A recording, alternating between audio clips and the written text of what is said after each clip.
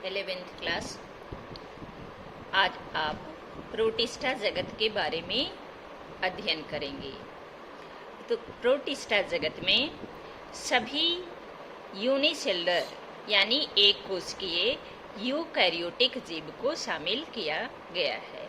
इसी से इस जगत का निर्माण ही किया गया है। प्रोटिस्टा में एक कोशिकीय यूकैरियोटिक जीव है।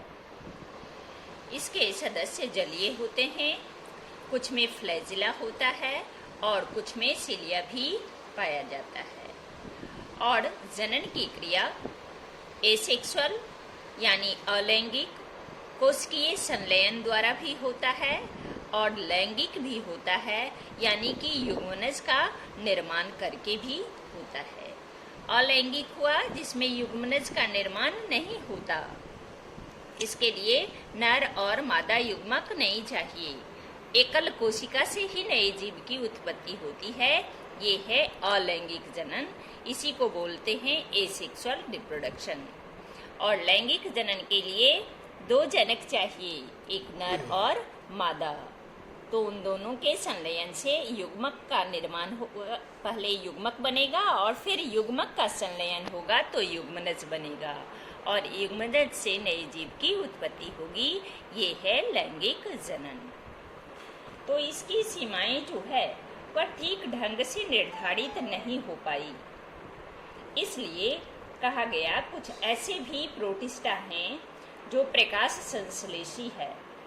तो कहा कि उसको प्रोटिस्टा जगत में रखा जाए कि उसको पादप जगत में रखा जाए। इस प्रकार से इसकी सीमाएं ठीक ढंग से निर्धारित नहीं हो सकी और इसके अंतर्गत निम्नलिखित को शामिल किया गया है कि ये सब जो है प्रोटिस्टा जगत के अंतर्गत आता है। पहला है क्राइसोफाइट। इस समूह में डायटम आता है और सुनहला शैवाल को डेसीमड कहते हैं। ये स्वच्छ जल में भी पाया जाता है और समुद्र के जल में भी पाया जाता है। ये अत्यंत ही सूक्ष्म होता है और ये जल की धारा के साथ पानी की ऊपरी सतह पर ये तैरते भी रहता है। जो डायटमी है, डायटम्स में देखा गया है कि उसकी कोशिका भित्ति जो है वह साबुन रखने के लिए आप साबुनदानी को देखे होंगे। उसमें दो रहता है, एक नीचे और एक ऊपर से ढक्कन, है ना। तो उसी के समान ये दो अतिछादित कवच की बनी होती है और इसकी भित्तियों में सिलिका भी होता है जिसके कारण ये नष्ट नहीं हो पाता है। और मृत डायटमी जो है वह अपने ही वासस्थान में अपने कोशिका भित्ति को छोड़ करके चला जाता है और उसी का बचा खुचा रूप जो है करोड़ों वर्ष में जो जमा होता है उसका अवशेष के रूप में उसी को हम लोग बोलते हैं डायटमी मृदा। डायटमी मृदा जो है वह दानेदार होता है, उसको हम लोग बोलते हैं कणमय, यानी उसमें कण के आकार की मिट्टी है जिसका उपयोग पॉलिश बनाने में किया जाता है और तेल और सिरप को रिफाइन करने में, हिंदी में उसको बोलते हैं ना, निस्यंदन में, छानने में, साफ करने में उसका उपयोग किया जाता है। यह है आपका क्राइसोफाइट। दूसरा है डायनोफ्लैजिलेट। तो डायनोफ्लैजिलेट जैसा कि नाम से ही जाहिर है कि इसमें प्रायः दो फ्लैजिला होता है। फ्लैजिला का अर्थ होता है कसाब। प्रायः इसके सदस्य में ना दो कसाब होता है, एक लंबा होता है लंबवत रूप में और एक जो होता है वह क्षैतिज रूप में, उसको हम लोग बोलते हैं ना अनुप्रस्थ। ये एक कोशिकीय समुद्री शैवाल है और ये प्रकाश संश्लेषी होता है और इसके वर्णक के आधार पर, इसमें जो वर्णक उपस्थित है,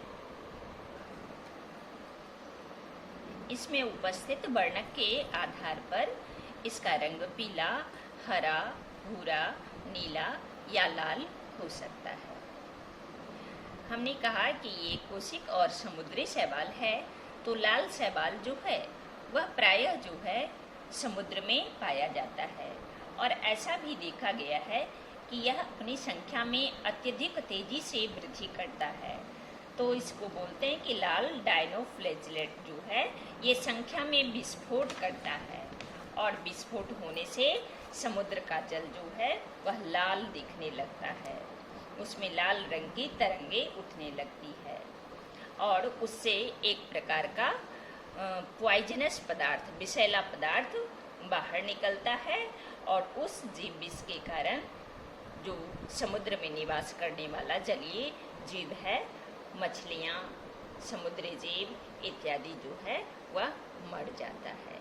इसी लाल डायनोफ्लैजेलेट का हम उदाहरण लिखे हैं, उसको बोलते हैं गोनिया लेक्स।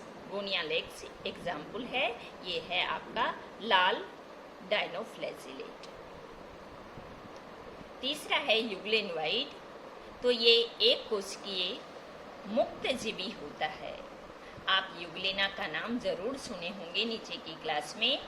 तो ये स्वच्छ जल में भी पाया जाता है, ये तालाब में भी पाया जाता है, स्थिर जल में भी पाया जाता है, ये गीली मिट्टी में भी पाया जाता है, लेकिन इसमें कोशिका भित्ति नहीं होती। कोशिका भित्ति के स्थान पर प्रोटीन युक्त पदार्थ की बनी एक लेयर होती है, एक परत होती है। उस झिल्ली को हम लोग बोलते हैं ना पेलिकील। पेलिकील का आवरण होता है, पेलिकील होता है।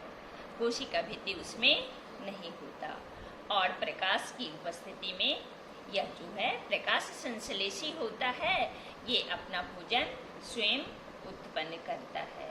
और यदि प्रकाश ना है तो सूर्य के प्रकाश नहीं होने पर ये दूसरे जीवधारी का शिकार करके परपोषी की तरह अपना पोषण को ग्रहण करता है, और इसका एग्जाम्पल है यूग्लेना। चौथा है सेप्रोफाइट प्रोटिस्टा। इसको हम लोग बोलते हैं ना अबपंख कवक।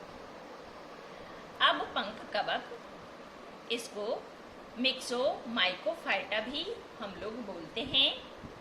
ये वास्तव में जो है सड़ी गली टहनियों पर, पत्तों पर गति करते हुए जैविक पदार्थ का भक्षण करता है, और अनुकूल परिस्थिति में ये समूह में, जिस तरह से प्लाज्मोडियम इत्यादि रहता है ना, उस तरह से समूह बनाता है, और ये कई फीट तक की लंबाई में समूह बना करके रह सकता है।